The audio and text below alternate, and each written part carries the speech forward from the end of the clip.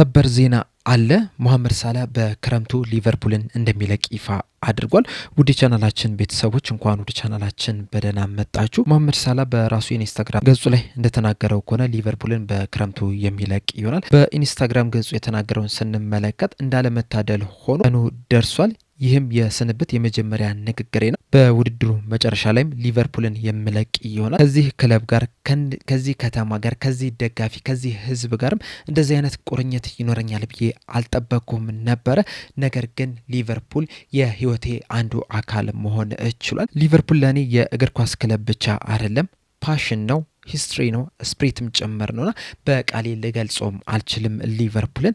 በዚህ ቆይታ እንግዲህ በጣም ወሳኝ የሚባሉ ዋንጫዎችን ማሳካት ችለናል። እዚህም በህይወታችንም በጣም አስቸጋሪ በነበሩ ጊዜያቶች ላይም አንድ ላይ በመሆን በመተጋገዝ ማለፍም ችለናል። እዚህ በቆየሁባቸው ጊዜያቶች ከክለቡ ጋር አንድ ላይ በመሆን አብሮኝ ለነበሩት ሁላ ከልብ ምስጋኔን ማቅረብ እፈልጋለሁ። ስለ ደጋፊዎቹም ምን ማለት እንዳለብኝ አላቅም፣ ቃላቶች የለኝ። በጣም በምርጥ ጊዜያቶችም ከጎኔ ነበሩ፣ በጣም በመጥፎ ጊዜያቶችም ከጎኔ አብሮኝ ሲደግፉኝ ነበሩና ለዚህም ድጋፋቸውም ከልብ አመሰግናለሁ። መቼም አረሳቸውም፣ በልቤ ውስጥ ሁሌም ትኖራላችሁ።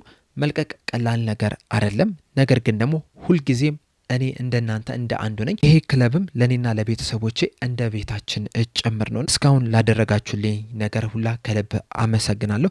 በእናንተ ምክንያት ብቻዬንም አልጓዝም የሚል መልእክቱን በኢንስታግራም ገጹ ላይ ማስተላለፍ ችሏል። መሐመድ ሳላህ እንግዲህ ላለፉት 9 ዓመታት በሊቨርፑል ቤት ቆይተው በጣም አስደናቂ የሚባሉ እንቅስቃሴዎችን ነበረ ሲያደርግ የተመለከት ነው። እስካሁን ድረስ እንግዲህ በአጠቃላይ 435 ጨዋታዎችን ለሊቨርፑል ማድረግ ችሏል።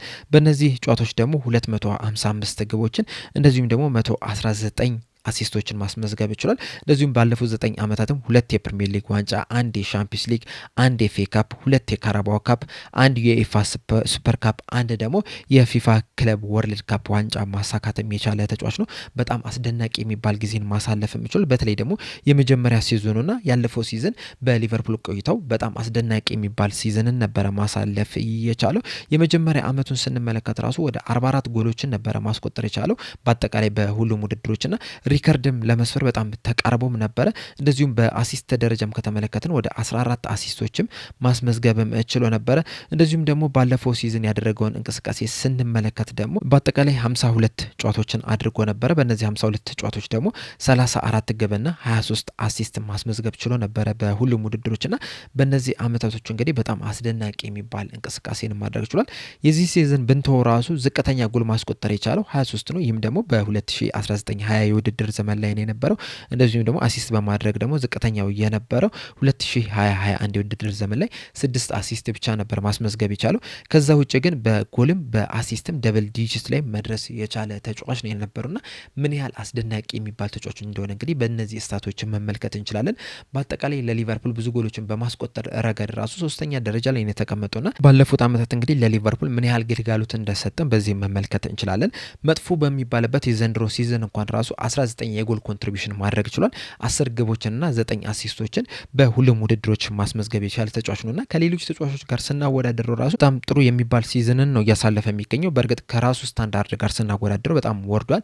ነገር ግን ከሌሎች ተጫዋቾች አንጻር ግን አሁንም ጥሩ የሚባል ሲዝን። ይህ ተጫዋች እንግዲህ ሊቨርፑልን በክረምቱ የሚለቀው በሁለቱም በተጫዋቹና በክለቦቹ መካከል በተደረገ ስምምነት ነው። በዚህ መሰረትም እንግዲህ በነፃ ክለቡን የሚለቅ ይሆናል። በዚህ ዙሪያ እንግዲህ ሊቨርፑሎች ሊጠቀሙ የሚችሉት ለመሐመድ ሳላህ በአመት 25 ሚሊዮን ፓውንድ የሚከፍሉትን ገንዘብ የማይከፍሉ ይሆናል። ለሌሎች ተጫዋቾች የሚያውሉ ይሆናል እንጂ ከመሐመድ ሳላህ ሽያጭ ምንም የሚያገኙት ገንዘብ የለም። ለተጫዋቹ በጣም ጥሩ የሚባል ስምምነት ነው።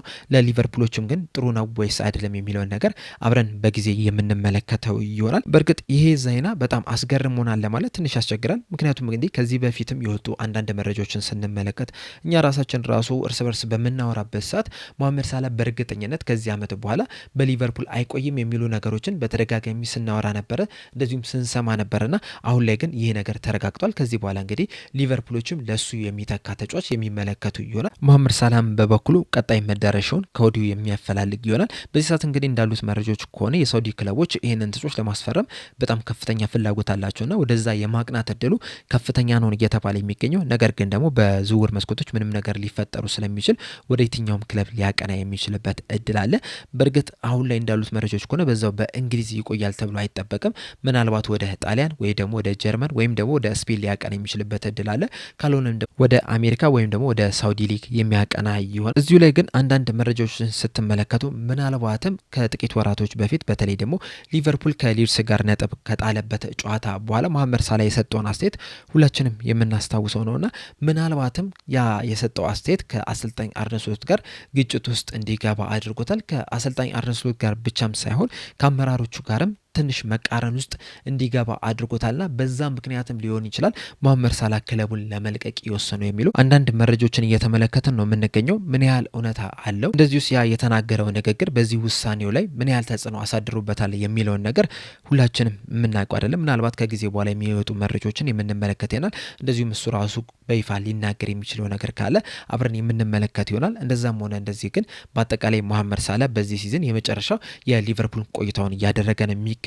ከቀጣይ አመት ጀምሮ በሊቨርፑል ቤት የማንመለከተው ይሆን። ባለፈው አመት ነበር እንግዲህ የኮንትራቱ ማራዘሚያውን መፈረም የቻለው። ለ2 አመት የሚያቆይ ኮንትራት ነበር እየፈረመው። አንዱን አመት ኦልሞስት እየጨረሰ ነው የሚገኘው እና በዛ ጊዜ እንግዲህ የ2 አመት ኮንትራቱን ይጨርሳል ተብሎ ተጠብቆ ነበር። ምናልባት ከዛ በኋላ ሊቨርፑሎች ኮንትራቱን ላያራዝሙት ይችላሉ። ነገር ግን ደግሞ አዲስ የፈረመው ኮንትራት ግን በእርግጠኝነት ይጨርሳል የሚል ግምት ነበረ። በዚህ ሲዝን እያሳለፉ ያለውን እንቅስቃሴ ያሳልፋል ተብሎም አልተጠበቀም ነበር። በእርግጥ ይወርዳል ተብሎ ተገምቶ ነበር። ነገር ግን በዚህን ያህል ርቀት ይወርዳል ብሎ የገመተ ማንም አልነበረምና በዛ ምክንያቱም ኮንትራቱን ይጨርሳል የሚል ሰፊ ግምት ነበር። ነገር ግን ሲዝኑ ከተጀመረ ጀምሮ እያሳዩ ያለውን እንቅስቃሴ ስንመለከት ግን በጣም እንደወረደ ነው የሚያሳየው። በተለይ ከውሳኔዎቹ በተጨማሪም ኳስ ኮንትሮል ማድረግ ራሱ ሲቸገር የተመለከትንባቸውም አጋጣሚዎች አሉ። በእርግጥ አንዳንድ ሰዎች አሰልጣኝ አርነ ስሎት ይዞት የገባው ታክቲክ ነው መሐመድ ሳላ ምርጥ ብቃቱን እንዳያሳይ ያደረገው የሚሉ አሉ። ነገር ግን ደግሞ ጎል ከማስቆጠር አሲስትም ከማድረግ በተጨማሪ በሁሉም ረገር ነው ወርዶ እየተመለከተን የምንገኘው። አንድ ለአንድ ግንኙነቶችን ማሸነፍ ሲከብደው ተመልክተናል። ኳሱን በስነስርዓት ኮንትሮል ማድረግ ሲያቅተው ተመልክተናል። ማቀበል ራሱ ሲከብደው የተመለከትንባቸው አጋጣሚዎች አሉና በሁሉም ነገር መውረዱን ተከትሎ በቀጣይ አመት በሊቨርፑል ቤት ይቆያል የሚል ግምት የለም ስንል ነበር በተደጋጋሚና በዛሬው ዕለትም እንግዲህ መሐመድ ሳላ በቀጣይ አመት እንደማይቆይ ይፋ አድርጓል። ምን ያህል ሊቨርፑል ላይ ተጽዕኖ ይፈጥራል የሚለውን ነገር አብረን የምንመለከት ይሆናል። ከዚህ በኋላ ለመሐመድ ሳላ ተተኪ ማንን ሊያመጡ ይችላሉ የሚለው ራሱ በጣም ትልቅ ጥያቄ ነው። ቀን ላይ እንግዲህ በሰራውላችሁ ዘገባ መሰረት ሊቨርፑሎች ለመሐመድ ሳላ ተተኪነት ቅድሚያ የሰጡት ማይክል ኦሊሴን ነው። ነገር ግን ደግሞ ማይክል ኦሊሴን ማስፈረም ይችላሉ ወይ? ባየር ሙኒኮችስ ተጫዋቹን ለመልቀቅ ፈቃደኛ ናቸው?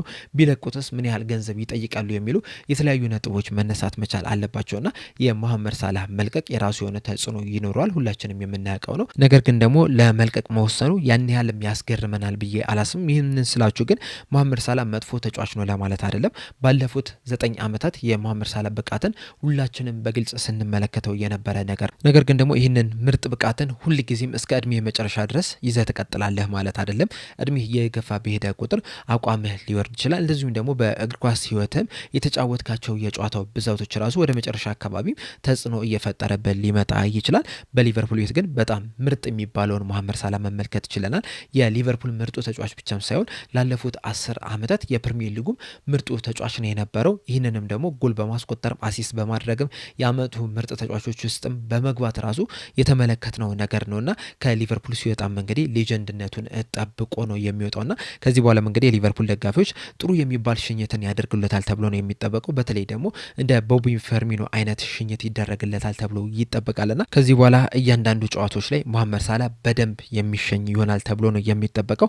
በአጠቃላይ እንግዲህ ከዚህ በኋላም አዳዲስ መረጃዎች መውጣታቸው አይቀርም በመሐመድ ሳላ ዙሪያና እነዚህ አዳዲስ መረጃዎች ሲመጡ ወደ እናንተ ይዤላችሁ የምመጣ ይሆናል። ለአሁን ግን እኔ እዚህ ላይ አበቃው። እናንተ ግን በዚህ በመሐመድ ሳላ ሰበር ዜና ዙሪያ ያላችሁ ሀሳብ ምንድነው? መሐመድ ሳላ ሊቨርፑልን በመልቀቁ ምን ተሰማችሁ?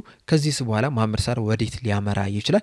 የመሐመድ ሳላ መልቀቅስ ሊቨርፑል ላይ ምን ያህል ከፍተኛ ተጽዕኖ ያሳድራል? እንደዚሁስ ከዚህ በኋላ ለመሐመድ ሳላ ተተኪስ ሊቨርፑሎች ማንን ያመጣሉ ብላችሁ ታስባላችሁ? ሀሳባችሁን እንዳለ ኮሜንት ሴክሽን ላይ በመጻፍ አሳውቁኝ። ለአሁን እኔ እዚህ ላይ አበቃው። እስከ መጨረሻው ደቂቃ ድረስ ስለተከታተላችሁኝ ከልብ አመሰግናል። በቀጣይ በሌላ እስከምንገናኝ ድረስ ሰብስክራይብ፣ ላይክ፣ ሼር ማድረግ እንዳትረሱ። ቸር ያቆየን።